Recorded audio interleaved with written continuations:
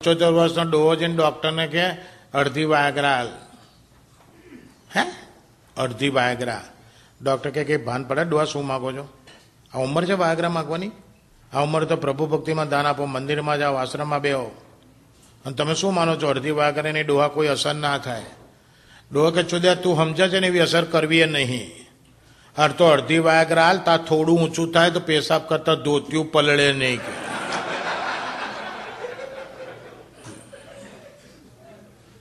અને સૌરાષ્ટ્રમાં એક બાપુ એક ખિસ્સામાં હનુમાન ચાલીસા ને એક ખિસ્સામાં કોન્ડમ રાખીને ફરે. એક ખિસ્સામાં હનુમાન ચાલીસા અને બીજા ખિસ્સામાં કોન્ડમ.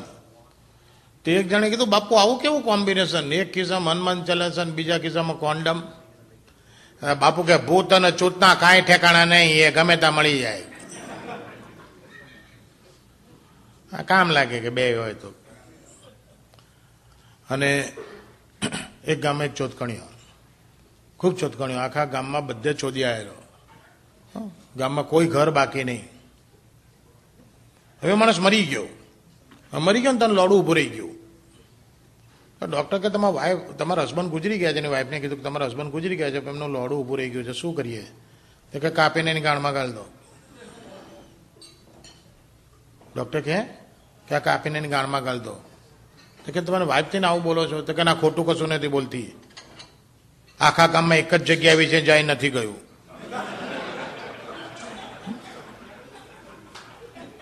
એટલે એને અફસોસ ના રહે કે આ જગ્યા હું નથી ગયું.